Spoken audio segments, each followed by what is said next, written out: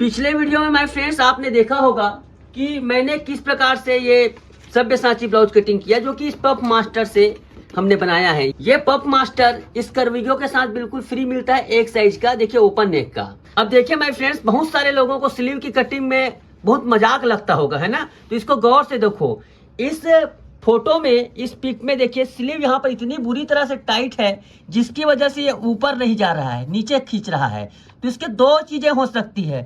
पहली बात यह होती है कि देखो ऊपर नहीं चढ़ रहा है, तो पहली बात है शोल्डर गिरा हुआ लगेगा, फिटिंग भी सही नहीं है। देखो यहाँ रिंकल आए हुए हैं। इस ब्लाउज में देखिए यहाँ पर स्लीव इस प्रकार से बिल्कुल फुग्गा बन गई है ना, ढीला है, पर चढ़ भी रही है, मगर स्लीव बहुत ढीला है, इसलिए भी खराब लगती। जबकि परफेक्ट स्लीव बिल्कुल चम से देखो कहीं पे ये नहीं रहता है। इस प्रकार से कटिंग किया जाता है। तो इस कटिंग को काटने के लिए बहुत सारे नापों की जरूरत होती है। तो इसीलिए वजह से आपको कहता हूं कि सब नापों को नापिए।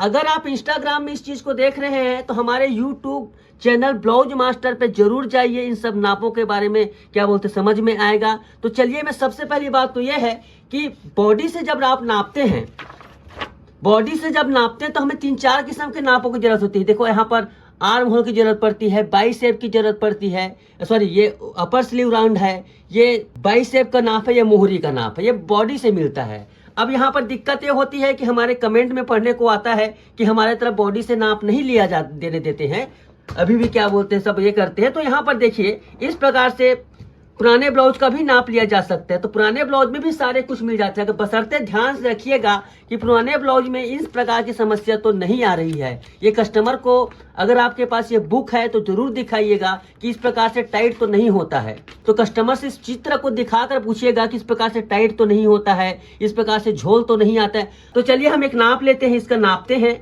मैं नाप लेता हूँ, उसके बाद क्या बोलते हैं इसकी स्केल की सहायता से कटिंग कैसे करना है वो दिखाता हूँ। देखिए सबसे पहला नाप तो आप लंबाई का लेंगे। लंबाई कितना है इसका, देखो 10 इंच लंबाई है।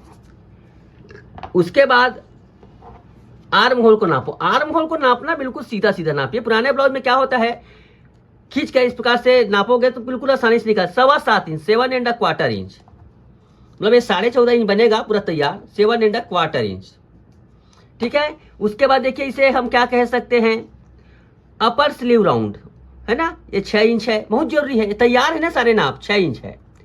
उसके बाद देखो 20 से नाप लो, बहुत जरूरी है नापे, बहुत पतला दुबला रहता है यहाँ पर। 5.25 इंच है।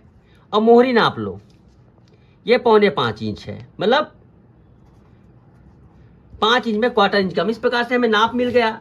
अब क्या करना है आपको, इस प्रकार से स्लीव को ये करना है ऐसे। और उसके बाद देखिए 10 इंच की लंबाई है तो 10 का क्या करेंगे हम, 10.5 इंच करेंगे। उसके बाद देखिए इस नाप को हमें 7.25 भी आना चाहिए और 6 इंच भी आना चाहिए ना। तो 6 इंच इधर है, 6 इंच भी इधर आना चाहिए। और उसके बाद देखिए परफेक्ट फिटिंग बॉडी में ऐसी होता है ना, 6 इंच हमें इधर चाहिए ही चाहिए, इसको हम नहीं कर सकते कम। तो इसके बाद देखिए 7.25 इधर चाहिए, तो 7.25 इधर कर दो, जितना भी आता है। ये देखिए वहीं पे इसका क्या, बहुत लोग पूछते हैं मास्टर जी इसको कितना रखें। बॉडी से जब नाप लेते हो भैया तो इतना, जहां पर देखो बॉडी से जब नाप लेते हो तो यहाँ पर जितना मसल के पास है उतना उसके पास आना ही पड़ेगा। ज्यादा ढीला रख दोगे तो इस प्रकार से फूलेगा, टाइट कर दोगे तो चिपक जाएगा। दोनों चीजें होती है। इसलिए जो नाप रहता है बॉडी का उससे थोड़ा 1/4 इंच ढीला बनाया करो यहाँ पर। उसके बाद जो आर्म होल को ढीला करने की जरूरत नहीं है, आर्म होल को जितना है उससे थोड़ा सा ही ढीला होता है खुद ब खुद। तो देखो यहाँ 7.25 हो गया।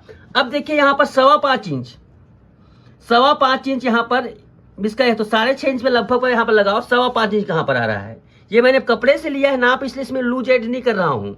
ये मोहरी कितना है, 4.25 इंच, 4.25 इंच सॉरी, इस प्रकार से। अब इसको इस प्रकार से आप यहाँ पर ये कर दो, देखो हल्का से देखो राउंड आ गया यहाँ पर, कि इस प्रकार से परफेक्ट। कई ब्लाउज में उल्टा हो जाता है ना, यहाँ पर बढ़ जाता है, ये हो गया। अब देखिए कई लोगों को यहाँ पर शेप देने में मुश्किल आती थी, बहुत लोगों को मुश्किल आती थी शेप देने में। तो शेप देना कई लोगों को बहुत आसान लगता है, इस प्रकार से आप शेप दे सकते हैं। लेकिन बहुत लोगों को शेप देने में मुश्किल आती थी, इस वजह से इसको तैयार किया गया। आप कुछ नहीं करना है, ये टक्स पॉइंट यहाँ पर दिया हुआ है, यहाँ पर इस प्रकार से करो, ये देखो। उसके बाद यहाँ रख दो ऐसे, तो बिल्कुल शेप एकदम रेडीमेड आपको मिल जाता है।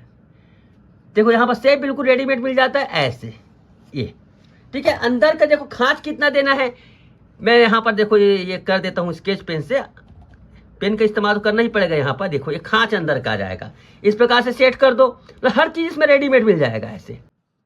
ठीक है, हर चीज की जरूरत नहीं है इसमें। ये देखिए इस प्रकार से आ गया। अब इसको कटिंग कर लो।